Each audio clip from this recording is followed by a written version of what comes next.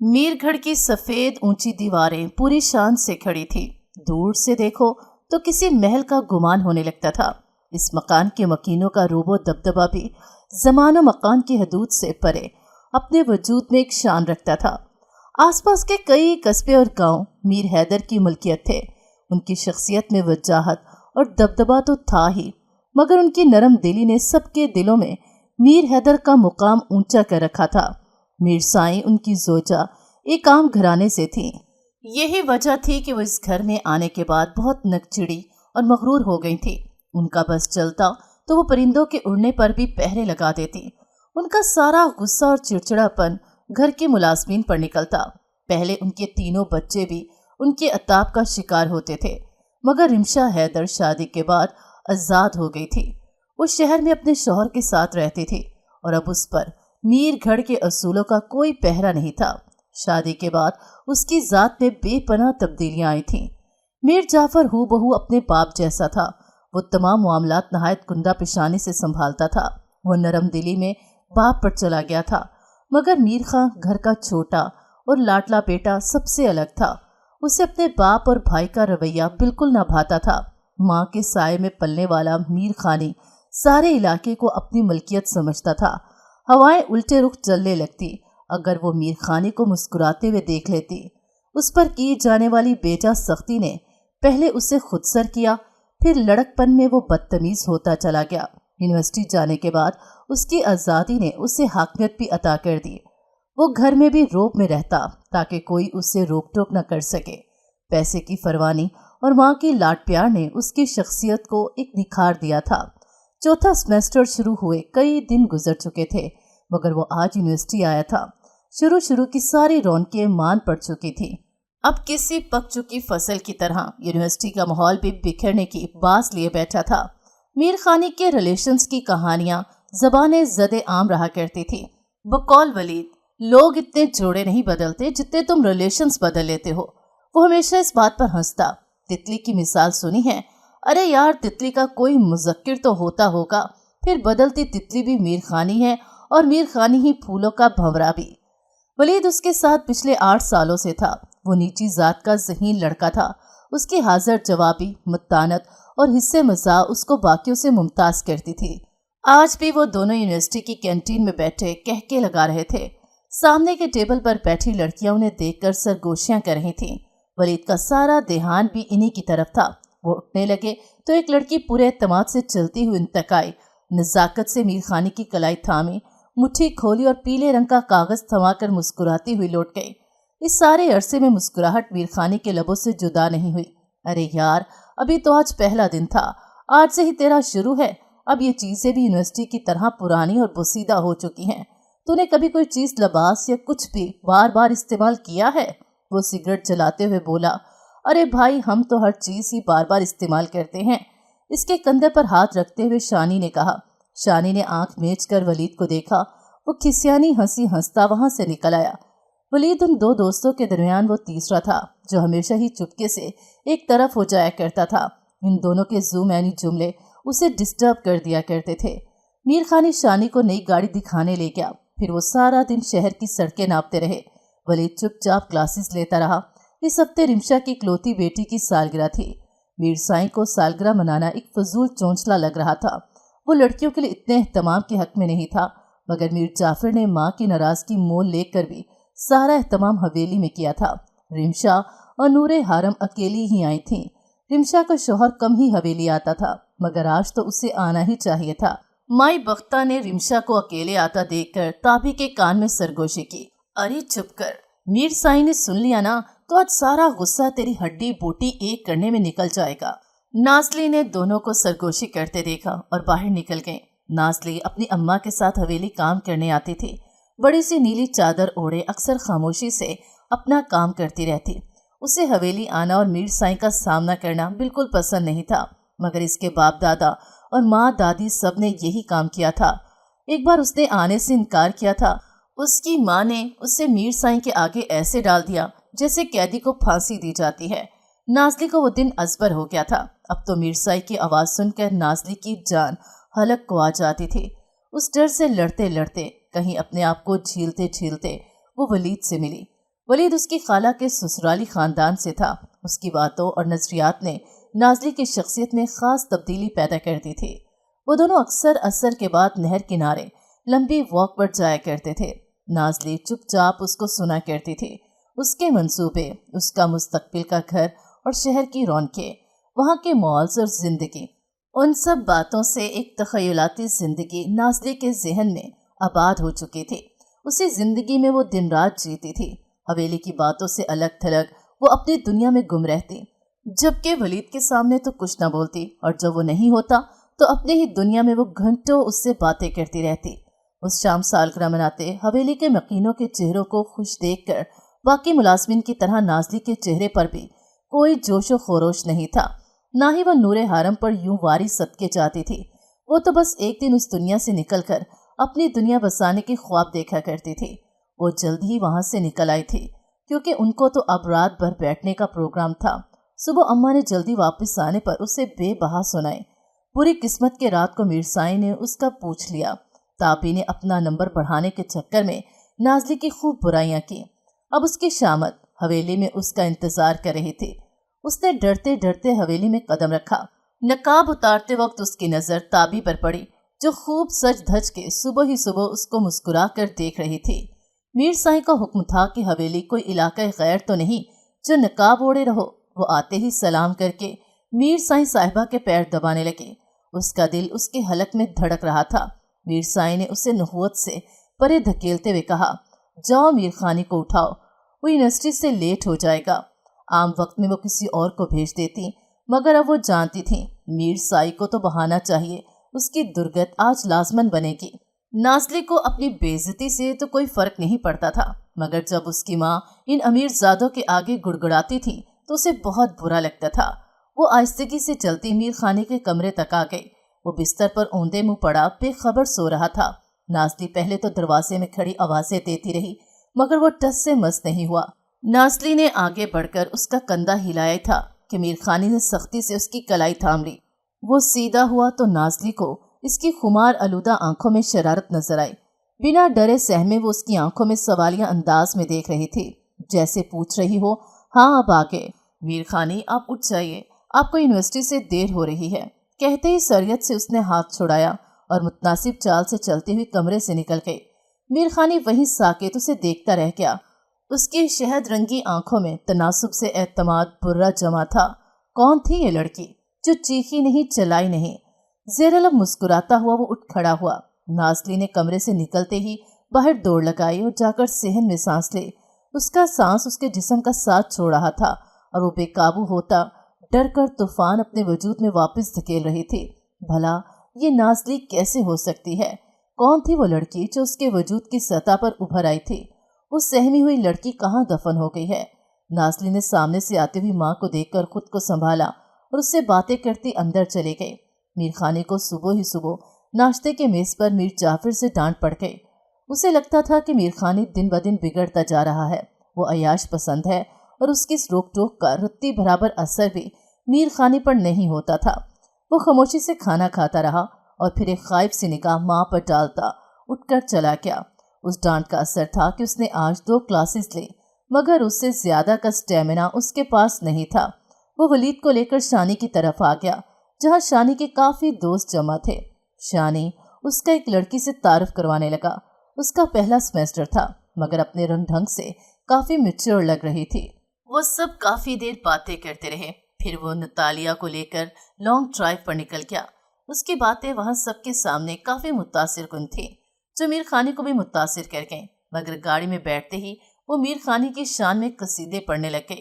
میر خانی نے 2-3 مرتبہ موضوع بدلنے کی کوشش کی، مگر ان آنکھوں میں وہ تاثرات دیکھ چکا تھا۔ کچھ ہی وقت میں وہ اسے ڈراپ کر کے میر خانی نے ولید کو کال ملائی۔ وہ ابھی گاؤں کے لیے نہیں نکلا تھا، پھر وہ اکٹھے ہی گاؤں کے لیے نکل گئے۔ راستے میں ولید نے نتالیہ کے بابت پوچھا تو میر خانی کا کہکا اسے حیران کر گیا۔ تمہیں معلوم ہے ولید، لڑکیاں صرف 2 قسم کی ہوتی ہیں۔ ایک تو وہ ہیں جن کو میں نے اپنی حویلی اور گاؤں میں ہمیشہ دیکھا، ہونک اور بے وقوف، یا پھر ڈیر ہوشیار، اور دوسری ہیں یہ نتالیہ جیسی، ابھی نئی نئی آئی ہے تو وہاں سب کے سامنے کافی کمپوز تھی، مگر یہ بھی اسی گروہ سے ہے۔ اس کی ہنسی میں اڑتا پھرتا طنز वलीद भांप गया था। मगर हो सकता है कोई तीसरा ग्रोह भी हो, लेकिन एक बात मैं जानता हूँ कि तुम एक दिन किसी से मिलोगे तो किसी और के साथ दिल नहीं लगेगा तुम्हारा, फिर तुम उसकी कमी को भरते फिरोगे। वलीद खिड़की से बाहर देखते हुए बोला। मीर खाने के लबों से मुस्कुराहट जुदा हुई, मगर लम्हे भर में वो संभल चुका था। कहीं बेख्याली में शहद रंगी आंखों का अक्स ज़हन की स्लेट पर जगमगाया था और उस एक लम्हे में बहुत भारीपन सा था। नामनूस एहसास, मगर दिल चाहे कि एक बार ऐसा दोबारा हो ताकि उस एहसास को जोड़ लगे और दोबारा महसूस किया जा सके। शाम के साए गांव के खेतों में जल्द उतर आते थे। वो दोनों पगडंडी पर एक साथ चल रहे थे। दूर गांव की मस्जिद में अजान हो रही थी। कितार दर कितार घरों की चिमनियों से धुआं ऊपर उठकर एक साथ मिल रहा था। वलीद बहुत जोश से उसे अपने इंटरव्यू के बारे में बता रहा था, जबकि नाज़ली का दिमाग उसके दिल की बेतरतीब धड़कन को संवारने में जुटा था। नाज़ली को लगा था मीर खानी शिकायत करेंगे और मीरसाई साहिबा फिर से तमाशा सजाएंगे, जहां डुगडुगी बजाने से तमाशा करने तक सभी काम एक ही फर्द के जिम्मे होने थे। मगर ऐसा कुछ नहीं हुआ। तो क्या मीर खानी गुस्सा नहीं हुआ था? आज पहली बार उसने वलीद की बातें बेदहानी से सुनी थी। कहीं अंदर इंतजार ठहर गया था। अब दोबारा कब उसका सामना मीर खानी से होगा? वो क्या कहेगा? क्या तब तक उसका गुस्सा बाकी होगा? रिमशा अपने घर जाने के लिए तैयार खड़ी थी। ताबीन नूरे हारम के वारिस सदके जा रही थी। वहां मुलाजमिन की फौज इकट्ठी हुई पड़ी थी। रिमशा के जाने के बाद सब अपने अपने कामों को लौट गए। मीर खानी बेदहानी में उन स्याह चादरों में पोटली बनी बुतनुमा औरतों को देखे गया। माई बख्त को महसूस हुआ तो पूछ लिया कि कुछ चाहिए। वो इनकार करता हुआ वहां से चला गया। वो भला उसे तलाशी क्यों कर रहा है? या शायद वो चंद घड़ियां जो अपने मुद्दार में कैद हो चुकी थी उसके अगले लम्हे देखना चाहता था। नाज़ली से उसकी अगली मुलाकात कई दिन बाद बालकोनी में हुई। नाज़ली चाय का ट्रे रखकर मुड़ी ही थी कि मीर खानी की आवाज सुनाई दी। सुनो लड़की। वो रुकी, पलटी और मीर खानी के सामने जाकर खड़ी हो गई। दोनों हाथ आपस में मरोड़ती सर झुकाए वो उसके अगले अल्फाज के मुंतजिर थी। काफी देर तक जब अगला जुमला नहीं आया तो नाज़ली ने नजरें उठाकर उसे देखा। ज़ेरे-लब मुस्कुराता गहरी निगाहों से उसे हिसार में लिए हुए मीर खानी को उन आंखों में हल्का सा खौफ नजर आया। कौन हो तुम? वो आगे बढ़ता हुआ बिल्कुल उसके सामने आन खड़ा हुआ। नाज़ली हूँ। लजाहत, समाजत, मिन्नत कुछ भी नहीं था उसकी आवाज में। एक शफाफ सा जवाब था। उसने नाज़ली के बाजू को सख्ती से दबाया। क्या कहा तुमने? बताया है कि नाज़ली हूँ। उसकी आंखों में देखते हुए बोली। कौन है नाज़ली? उसकी औकात क्या है? आंखों में शरारे भरता वो एक तरफ खड़ा हो गया। आपको गुस्सा किस बात पर आ रहा है? वो मुड़ा तो नाज़ली ने फौरन सर झुका लिया। वो खामोशी से बालकोनी से बाहर देखता रहा। वक्त रेंगता रहा, मगर अल्फाज कहीं सीढ़ियां उतरकर सहन में गुम हो गए थे। उसकी खामोशी ने जब अल्फाज का लबादा नहीं ओढ़ा तो नाज़ली ने खुद ही वापस जाने की इजाजत मांग ली। हूँ कहता हुआ वो दोबारा दूर खला में देखने लगा। वो उस पर गुस्सा क्यों नहीं कर पाया? वो उसे डरा धमका क्यों नहीं पाया? कौन है ये नाज़ली? नीली चादर ओढ़े, बाकियों से अलग दिखाई देती, जिसकी शहद रंग की आंखों में शफाफियत से एतमाद बुरा जमा था। वो मुतनासिब चाल चलती अपने आप में मुकम्मल नजर आती थी। ऐसा होता है कि एक चीज या चेहरा हमारे लिए गैर अहम होता है तो हमारे आसपास होकर भी ओझल रहता है। एक बार आशनाई हो जाए तो फिर वो अक्सर ही नजर आने लगता है। मीर खानी को भी वो अक्सर नजर आने लगी। वो बाकियों के साथ चलती, बाकियों के मुकाबले में थोड़ी भली लगती थी, मगर सिर्फ भली ही लगती थी। वलीद का छोटा भाई वलीद के 1000 कहने के बावजूद कुत्तों की लड़ाई का जज बना हुआ था। गांव के सारे फारिग नौजवान पूरी पंडाल सजा लेते और फिर हाव हू की हनकार से गांव के गली कूचे पना मांगते। इन्हीं दिनों जब बरसात अपने जोबन पर थी, मीर जाफर के आदमी का झगड़ा मुजीद से हो गया। वलीद की समझदारी और माफी तलाफी से मामला तो सुलझ गया, पर दिल में गिरा जरूर पड़ गई। 2 दिन पहले उनकी लड़ाई हुई और आज सुबह मीर जाफर का आदमी गांव की ज़ेली सड़क पर मुर्दा पाया गया। सारे गांव का शक मुजीद पर था।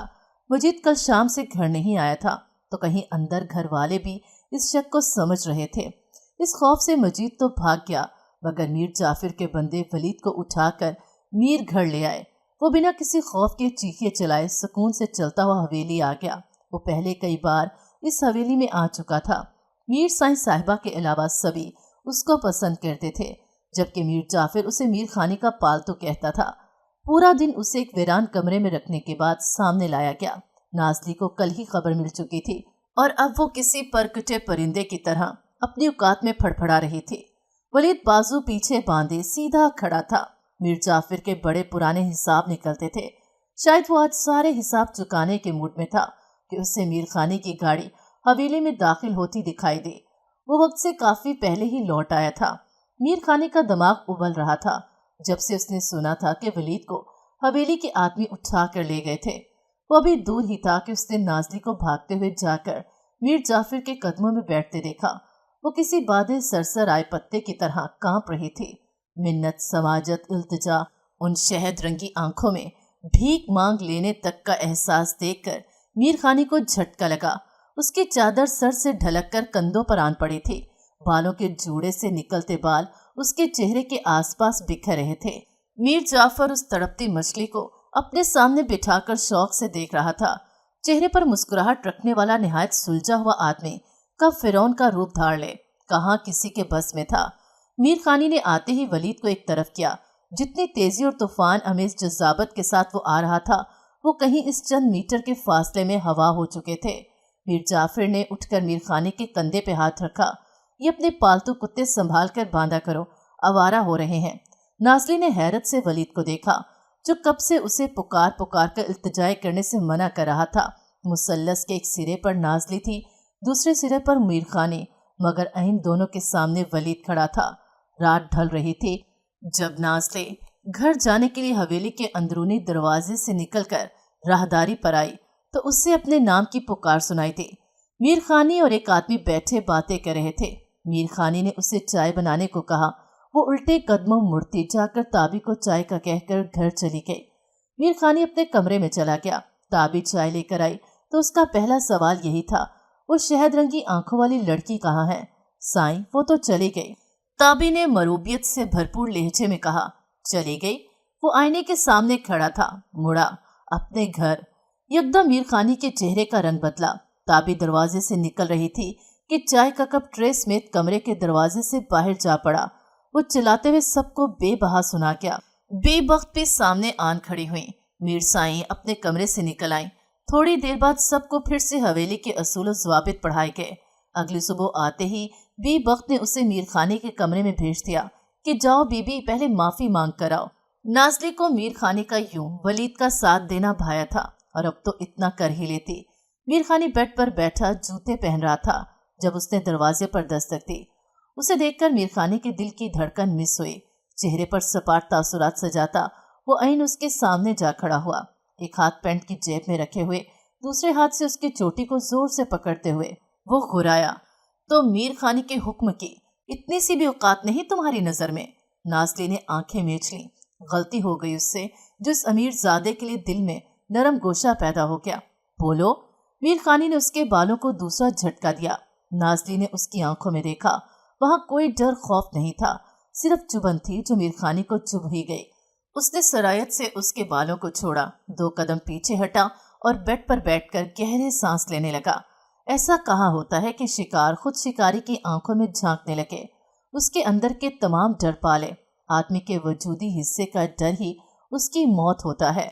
जब तक वो इस मौत से नहीं लड़ता वो सारी दुनिया से भागता फिरता है, मगर जो अपने अंदर के इस डर से लड़ लेते हैं वो भागते नहीं हैं बल्कि वो ठहर कर देखते हैं। नाज़ली भी पिछले कई अरसे से अपने आप से मिल रही थी। वो कुड़ना कब का छोड़ चुकी थी। अब तो सरमा की ठंडी धूप जैसी नरमकीन ठहराव उसके अंदर आन ठहरा था। वो एक कदम आगे बढ़ी, बेड के साथ जमीन पर बैठी और नरमी से बोली, मीर, आप ठीक हैं? मीर खानी ने उसे देखा, ऐसे जैसे कोई दीवाना काबा देखता है और देखते ही तवाफ करने लगता है। वो खामोश रहा। कहीं अंदर वो पहली बार अपने अंदर उठते उबाल को ठंडा पड़ते देख रहा है। उसे हमेशा ही चैलेंज किया गया था। वो हमेशा अपने आप को मीर जाफर से बेहतर साबित करने के लिए लड़ा था और जब उसका किसी पर बस नहीं चलता था तो वह घर के मुलाजमीन को खूब तंग करता और उनकी बेबसी से लुत्फानंदोज होता था। मगर पहली बार किसी ऐसे इश्तियाल अंगेज वाक़े के बाद उसका हाल पूछा गया, उसे पानी पिलाया गया। वो जा चुकी थी मगर कहीं ठहर गई और फिर अक्सर वो उससे बात करने लगा। उसकी बातें भी वलीद की बातों की तरह चौंका देने वाली होती थी, मगर वलीद की बातों से महसूस होता कि वो बहस जीतने की कोशिश कर रहा है, लड़ रहा है। मगर नाज़ली की बातों से मरहम का गुमान होने लगता था।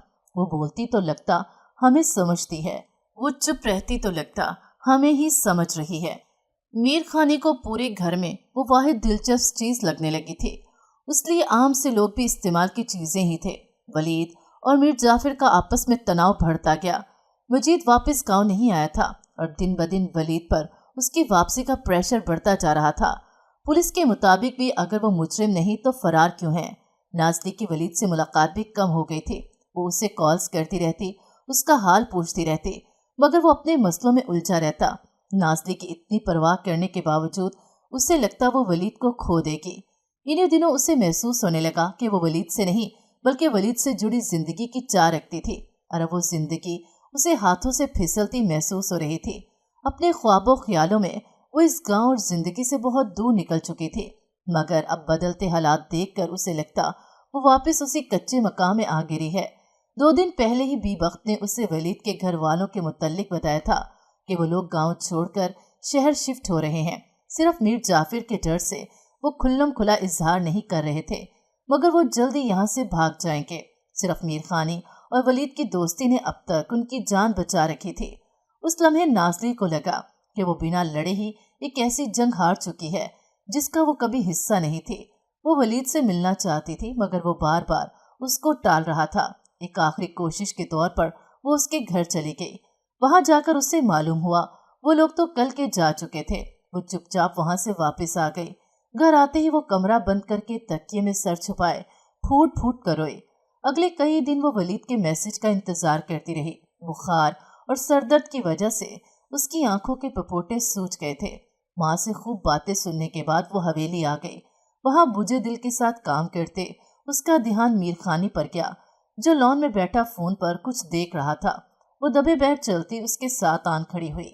मीर, तुम वलीद के दोस्त हो ना? मीर खानी ने उससे देखा। वो नीली चादर में सरता पैर लिपेटी खासी बीमार और पुरस्मुद्दा सी दिखाई दे रही थी। हाँ हूँ। उसकी हालत देखते हुए मीर खानी ने नरमी से जवाब दिया, मेरी बात करवा दोगे? वो मेरी कॉल्स नहीं उठा रहा। वो पुरानी नाज़ली कहाँ चली गई थी? ये तो आम सी लाचार औरत लग रही थी। मीर खानी ने कॉल मिलाई। दूसरी तरफ बेल जा रही थी। फोन उठा लिया गया, मगर वलीद का लहजा उखड़ा सा था। नाज़ली ने फौरन मीर के हाथ से फोन पकड़कर कहा, कहाँ चले गए हो तुम? मुझे यहाँ अकेला छोड़कर। तुम्हें रत्ती बराबर मेरा ख्याल नहीं आया? कम से कम मेरी कॉल ही उठा लो। वहाँ सब कुछ था, मिन्नत, समाजत, लजाहत, बेचारगी। मीर उसे यूं बिलकते देखे क्या। कॉल काट दी गई। वो शुक्रिया साई कहती रोती हुई मुड़ गई। मीर खानी ने फोन गोद में धर लिया। वो उन भीगी हुई शहद रंगी आंखों को तादेर सोचता रहा। मीर जाफिर की गाड़ियां गेट से अंदर आ रही थीं। उसके ऊपर चढ़ा सुलझे हुए शख्स का खौल कभी कभार उतर जाता था, तब वो एक बिगड़े हुए शख्स के तौर पर सामने आता था। मीर खानी को कभी कभी अपने भाई पर तरस आता है। उसने जहन से सोचों को झटका। कहाँ की बातें कहाँ ले जाता हूँ मैं, वो कहते हुए उठकर अंदर चला गया। अगले दिन यूनिवर्सिटी जाते ही वो वलीद से मिला। उसे जाफर की तरफ से यकीन दहानी करवाई कि वो ऐसा वैसा कुछ नहीं करेगा और ये मसला सुकून से हल करना चाहता था। कहीं अंदर वो इन झगड़ों से बहुत दूर भागता था। सारी बातें होने के बाद जब शानी उठकर चला गया तो मीर खानी और वलीद उठकर कैंटीन आ गए। अब कोई मसला नहीं है तो उस लड़की को कॉल कर लो, वो मुस्कुराते हुए बोला। वलीद ने हंसकर उसे देखा।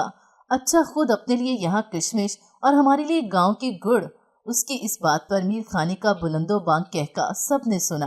तो तुमने उसे छोड़ दिया है? मीर खानी ने वजाहत तलब की। अरे यार, वो पुराना वक्त था, अब मैं शहर शिफ्ट हो गया हूँ, अब मेरे पास मजीद अच्छे ऑप्शंस हैं। वो यूं बात कर रहा था जैसे किसी पुराने सूट, किसी पुराने बिस्तर की बात कर रहा हो। वहाँ कुछ और बात बिखर गई। अगले कई दिन मीर खानी को नाज़ली नजर नहीं आई। यूनिवर्सिटी में वलीद उसे रोज नई नई लड़कियों के साथ नजर आता। शायद ये सब बहुत पहले मीर खानी देख परख चुका था। वो घर में सबके सामने कम कम ही जाता था। उसे देखते ही सबको वलीद और मीर जाफर की लड़ाई याद आ जाती थी। गंदम की कुटाई को कुछ दिन गुजर चुके थे। आसमान पर बादल रोज आते और बिना बरसे ही लौट जाते। कल मीर खानी एक लड़की से मिलकर मजीद बदमजा हुआ था। अब वो मजीद ऐसा कुछ नहीं ट्राई करेगा। यही सोचकर वो चंद दोस्तों के साथ जमीनों पर निकल गया। वहां उसे एक ट्यूबवेल के पास नाज़ली बैठी दिखाई दी। वो कदम कदम चलता उसके पास आन खड़ा हुआ। اس کی آنکھوں میں رت جگہ کی ناامیدی واضح تھی۔ سپاٹ تاثرات کے ساتھ وہ ڈوبتے سورج کو دیکھ رہی تھی۔ سورج کی روشنی سے منعکس ہوتی اس کی آنکھیں سنہری لگ رہی تھیں، مگر ان میں وہ اعتماد کہیں غائب ہو چکا تھا۔ نازلی، شاید یہی نام تھا تمہارا۔ اسے دیکھتے ہی وہ اٹھ کھڑی ہوئی تھی۔ جی سائیں، دونوں ہاتھ آپس میں مروڑتی نروس ہوتی نازلی، یہ وہ لڑکی تو نہیں تھی؟ ایسا کیا ہوا ہے جو تم یکدم اتنا بدل گئی ہو؟ جی، وہ ہونک بنی اس کی شکل دیکھنے لگی۔ میں نے ولید سے بات کی تھی۔ جی معلوم ہے، نازلی اس کی بات کاٹتے ہوئے بولی۔ چند ساتیں یوں ہی خاموشی سے وہ اسے سنتا رہا، وہ سب جو نازلی نے کہا ہی نہیں۔ دو لوگ جو ساری باتوں سے واقف ہو گئے تھے اور اب انہیں ہر بات کو الگ الگ کر کے سلجھانے کی ضرورت نہیں رہی تھی۔ وہ نازلی کہاں گم کرتی ہے؟ ہاں، وہ مسکراتے ہوئے بولا۔ جس کی تھی وہ ساتھ لے کر گیا۔ بیچارگی امیز مسکراہٹ سے نازلی نے میر خانی کو دیکھا تو گویا اب اس نازلی سے ملنا مشکل ہے۔ میں تو اسی نازلی سے ملنے آیا تھا۔ سورج کی سنہری کرنوں نے اس کے بالوں سمیت چہرے کو بھی سنہرا کر دیا تھا۔ وہ سر جھکائے پھر سے مسکرا دی۔ چلتی ہوں کہتے ہوئے وہ گاؤں کی طرف چل دی۔ رکو، میں بھی وہیں جا رہا ہوں۔ سائیں، آپ میرے ساتھ؟ جملہ ادھورا ہی رہ گیا۔ میر نے 2 قدم تیز چل کر درمیانی فاصلہ کم کیا۔ میر کہو نا، بلکہ پوچھو جیسے اس دن پوچھا تھا۔ میر، آپ ٹھیک ہیں؟ نازلی 2 قدم پیچھے ہٹی، آنکھیں یکدم بھر آئیں، جیسے شدت سے بے بسی غالب آ گئی ہو۔ وہ نازلی کھو گئی مجھ سے سائیں۔ پیچھے کی طرف قدم قدم چلتی وہ یکدم سیدھی ہوئی اور پھر اس نے مڑ کر نہیں دیکھا۔ گھر آ کر بھی وہ کافی دیر اس کے بارے میں سوچتی رہی۔ تو کیا وہ شہر کے چھوٹے سے گھر کی مالکن کی بجائے ذمہ داروں کا کھلونا بن جائے گی؟ کیسی بے بسی ہی بے بسی تھی۔ وہ ایک اور رات جا کر گزارنے والی تھی، مگر وہ اکیلی نہیں تھی۔ میر خانی بھی تا دیر اسے ہی سوچتا رہا۔ آدمی کا دیا ہوا اعتماد کتنا اہم ہوتا ہے۔ میں ہر طرح کی لڑکی سے ملا ہوں، وہ روز کسی نئے کے ساتھ ہوتی، مگر وہ کھو نہیں جاتی، بلکہ مزید نکھری بنی سوری پھر رہی ہوتی ہیں۔ وہ بار بار اس کا خیال ذہن سے جھٹکاتا رہا، مگر ذہن کی سلیٹ پر وہی چہرہ بار بار ابھرتا رہا۔ دن یوں ہی گزرتے رہے۔ وہ دوستوں کے ساتھ سوات چلا گیا۔ ولید نے شادی کر لی اور یہ سیمسٹر بھی بنا کوئی ہلچل کیے یوں ہی بے کیف دنوں کی نظر ہو گیا۔ موسم قدرے گرم ہو چکا تھا۔ میر خانی حویلی کے معاملات سنبھالتی ماں کے پاس آ کھڑا ہوا۔ وہاں وہ کاغذات کا پلندہ سامنے رکھے منشی صاحب کا سر کھپا رہی تھیں۔ صاف ستھری چادر اور نسبتاً اچھے حلیے والی عورت پاس کی بیٹھی شاید بات ختم ہونے کا انتظار کر رہی تھی۔ منشی کے اٹھتے ہی میر سائیں نے اس عورت کو دیکھا اور بولے، نکاح تو تم نے 10 دن بعد کرنا ہے، تو ابھی سے کام پر آنا کیوں چھوڑ رہی ہے تمہاری لڑکی؟ فرونیت ان کے لہجے سے صاف عیاں تھی۔ میر خانی فون کے ساتھ مصروف تھا۔ میر سائیں، نازلی کی طبیعت بھی بہت خراب رہتی ہے، بخت بی بی نے بات سنبھالتے ہوئے کہا۔ نازلی کے نام پر میر خانی نے فون ایک طرف رکھ دیا۔ وہ آپس میں باتیں کر رہی تھیں، مگر ان باتوں میں اہم بات یہی تھی کہ وہ نازلی کے نکاح کی بات کر رہی تھیں۔ میر خانی وہاں سے اٹھا اور باورچی خانے میں بخت بی بی کا انتظار کرنے لگا۔ تابی ہانپتی کامتی بخت بی بی کو بلا لائی۔ کون بیمار ہے؟ سائیں، نازلی، اس کی شادی ہے غفورے کے بیٹے کے ساتھ، وہ جو شوگر مل فیکٹری میں کام کرتا ہے نا۔ بخت بی مزید بتا رہی تھی کہ میر خانی نے ہاتھ کے اشارے سے روک دیا۔ اگلے ہی لمحے ڈرائیور غفور میر خانی کے سامنے کھڑا تھا۔ میر، جو اتنے دن سے فیصلہ نہیں کر پا رہا تھا، اس خبر نے جھٹکے میں فیصلہ کروا دیا۔ اب اس سب کے لیے پہلی بار اسے اپنے بھائی کی مدد کی ضرورت محسوس ہوئی۔ شام ڈھلے وہ میر جعفر کے کمرے میں موجود تھا۔ اس کی بات سنتے ہی میر جعفر ہتھے سے اکھڑ گیا، مگر تھوڑی دیر بعد وہ دونوں بیٹھے پلان بنا رہے تھے۔ میر جعفر کو مستقبل میں میر خانی کو اپنے ماتحت کرنے کا موقع وہ اتنی آسانی سے جانے نہیں دے سکتا تھا۔ میر جعفر نے سب کہانی اپنے ہاتھ میں لے لی۔ میر خانی کو بالکل اندازہ نہیں تھا کہ وہ کیا کرنے والا ہے۔ اگلے دن نازلی کام پر آ چکی تھی۔ میر خانی نے بخت بی کو میر جعفر کے پاس کھڑے بڑبڑاتے ہوئے دیکھا۔ وہ غفور سے بات کرنے گیا تو معلوم ہوا وہ آیا ہی نہیں۔ وہ سپہر کے وقت بیٹھا فون یوز کر رہا تھا جب اسے تابی نے کہا کہ میر جعفر سائیں انہیں ان کے کمرے میں بلا رہے ہیں۔ وہ اٹھا اور سیدھا چلتا ہوا اپنے کمرے میں پہنچ گیا۔ ابھی وہ داخل ہی ہوا تھا کہ اسے کرسی پر سر جھکائے بیٹھی نازلی دکھائی دی۔ میر خانی کو دیکھتے ہی وہ بھاگتے ہوئے اس کے پاس آئے۔ میر سائیں، دیکھیں انہوں نے مجھے یہاں بند کر دیا ہے۔ میر خانی کو خطرے کی گھنٹی کہیں اپنے اندر بجتی سنائی دی۔ وہ مڑا، تب تک دروازہ لاک ہو چکا تھا۔ باہر آوازیں سنائی دینے لگیں۔ नाज़ली हौनक बनी, कभी उसे देखती, कभी दरवाजे को। उसके अंदर मजीद कोशिश करने की सकत दम तोड़ चुकी थी। उससे पहले कि वो गिरती, मीर खानी ने उसे थाम लिया। इतने में दरवाजा धाड़ से खुला। मीर जाफिर चिल्लाते हुए अंदर दाखिल हुआ। आते ही पहला जन्नाटेदार थप्पड़ मीर खानी के मुंह पर पड़ा। ऐन उसी लम्हे मीर खानी को अपनी गलती का एहसास हुआ था। शायद वो किसी प्लानिंग का शिकार हो चुका था। इल्जामात की बौछार मीर साईं और बाबा साईं के सामने मीर जाफिर ने उसकी किरदार कशी करने में कोई कसर न छोड़ी।